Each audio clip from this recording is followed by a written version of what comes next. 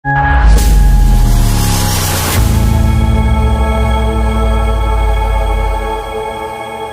sih ada. Subjeknya ada, tapi standar transkrip orang yang kami lulusan Jepang itu namanya akademik transkrip, bukan sertifikat tulisannya. Oh, punya beliau sertifikat.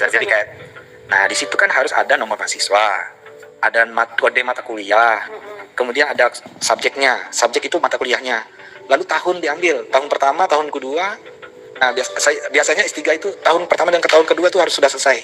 Di tahun ketiga tuh full untuk disertasi dengan paper. Walaupun kombinasi di tahun pertama dan tahun kedua tuh ada proceeding dan sebagainya.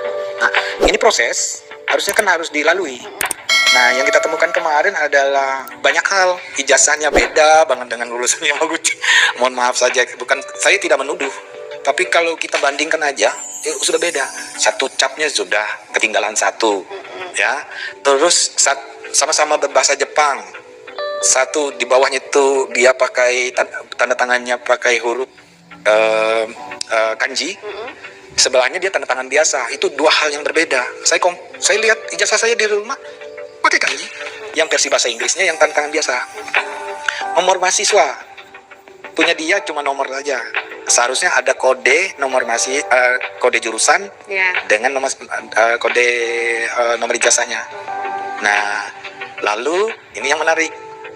Ya makanya saya bilang waktu di podcast itu, kalau menipu sih ya tipu yang bahasa Inggrisnya aja. Kalau Jepangnya jangan.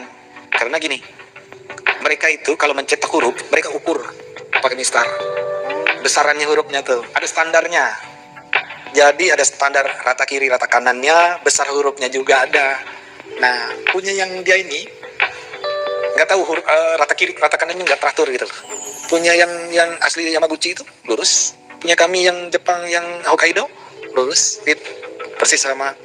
Nah, yang fatal adalah tahun kelulusannya.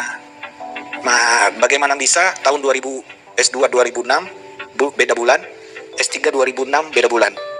Yang fatalnya adalah harusnya kalau dia masuk S2, dia punya kode mahasiswanya sendiri, ya kan? Kalau dia masuk S3, dia punya kode mahasiswanya sendiri. Tidak mungkin satu di bebarengan. Dari mana ceritanya? Kayak kelupaan di situ. Iya. Jadi dia tidak menguasai tulisan Jepang pun tidak menguasai. Walaupun saya juga tidak sepenuhnya menguasai ya. Artinya kalaupun saya belanja, kalaupun berketemu dengan kawan-kawan Jepang saya ya masih bisa lah berkomunikasi itu.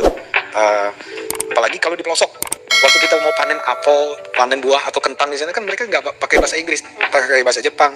Tapi kalau memang nggak tahu ya terpaksa kita harus pakai bahasa Inggris atau paling terakhir itu kita gunakan bahasa Tarsan sudah. Bahasa Tarsan artinya kode, ada kode-kode tertentu dan paham gitu.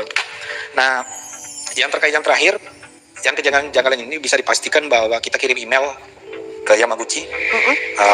Sampai ke sana Pak ya? Iya, kita tidak menanyakan, kita tidak menuduh ataupun apa, kita hanya menanyakan apakah ada mengeluarkan ijazah ini, apakah ada tulisan disertasi dan tesisnya di sini. Dua-duanya dikonfirmasi tidak ada. Yang dari akademis mengatakan bahwa kami tidak pernah mengeluarkan ijazah ini. Dua itu. Jadi bisa dipastikan beliau ini habis beasiswanya tapi tidak lulus. Oh, berarti beliau ini memang betul kuliah di sana? Memang kuliah di sana.